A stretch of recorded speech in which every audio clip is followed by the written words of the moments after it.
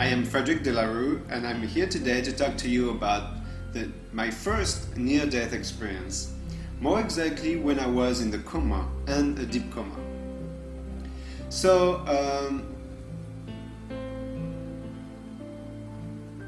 it was in France. I was 12 years old, and my parents were driving. My dad was driving, my mom next to him, my little brother next to my dad, and me behind my mother. At that time, there was no seatbelt required in France. So we were in a small town of Chartres, where I was born, called Chartres. It's in the north side of France, between Paris and Normandy. That's for the little story. And a car on the right side was coming faster than nobody could expect. And before I could say anything, the car hit the door where I was sitting. The two of us, my little brother and myself, got popped in the air, and nobody was injured except me. I really popped in the air very high, actually, and felt like a rock on the road. And from that moment on, it's a blessing in disguise that really completely turned my life around, changed my life forever. And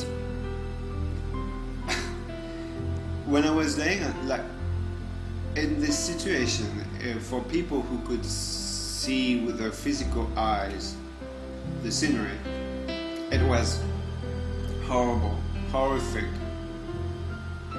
My body was screwed up. Really, it was a mess. My left eye was out of its orbit, so you have a little sample of how pretty it was. However, for me, it was great. I was in the light already. I was out of my body because the body was probably too painful. So when the body is too painful, what happens? The soul leaves the body to alleviate that pain. So I was light in the light, and everything felt free. There was no physical limitation, physical attachment, physical pain, physical suffering. It was pure and unconditional love and complete freedom. On the other hand, people saw the accident, and people who were involved in the accident, like my parents or like my dad, who was driving, so he had a lot of guiltiness attached to him. And they felt horrible. Now I want to take a time to talk about the coma, why I decided to do a video about the coma. It's because there is a lot of misconception about how to behave when you have a loved one in a coma. This is going to be based on my own experience, and I'm not saying all the experiences are the same, far from that, but if it was my experience, I imagine on this earth there is probably many other thousands of people who had similar, or who will have the similar experience, kind of. So I decided to do this video to help you find a way, or give you a little tip how to behave in front of that situation. In the coma, laying on the road, I could feel everything was sound. First of all, every sound was amplified 100 times. To give you an example, somebody feeling pain internally was felt like a whisper. Every whisper was felt like a person talking right to my ear. So imagine when you had somebody next to me crying loudly, how it felt. It felt just unbearable. It's as simple as that. And when you have somebody in the coma, that's really what you don't want to do.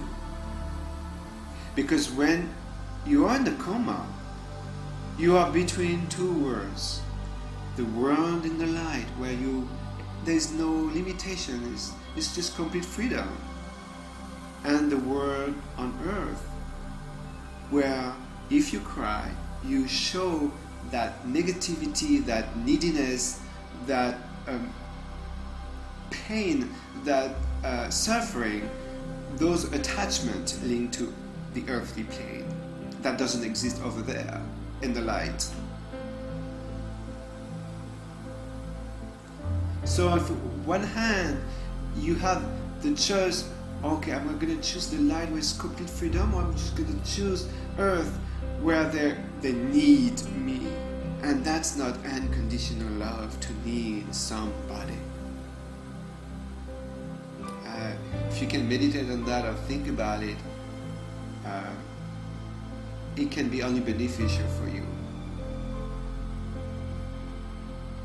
So what you want to do when you have somebody in the coma is to really be equal to the light.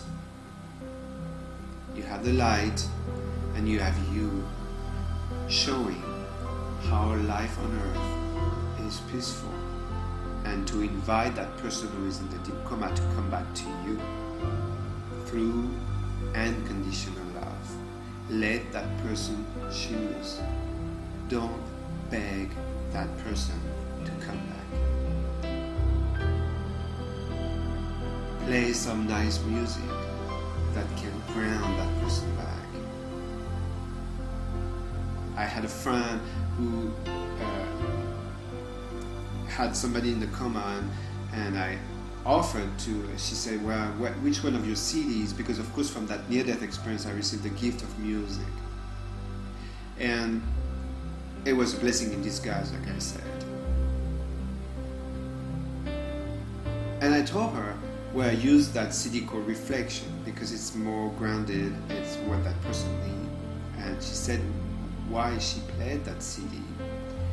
Feeling internally the pain, her pain internally, she tried not to express it loudly like she used to.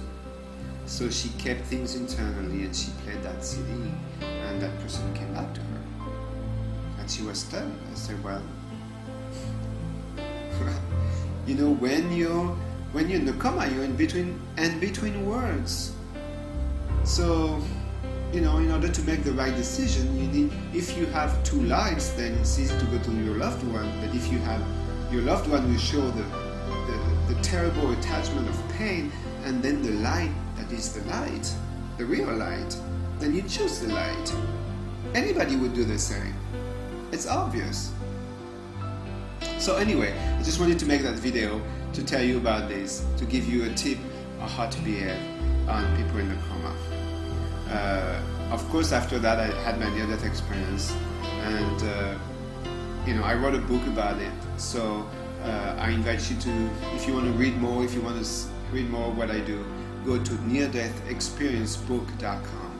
neardeathexperiencebook.com. Anyway, I thank you for listening.